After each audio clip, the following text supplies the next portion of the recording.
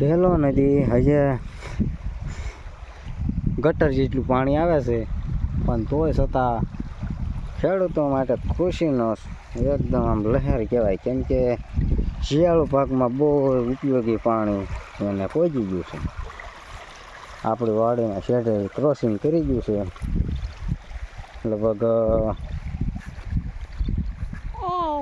કલાક 1.5 કલાકની અંદર ગામના ડેમે પહોંચશે એવું લાગે છે.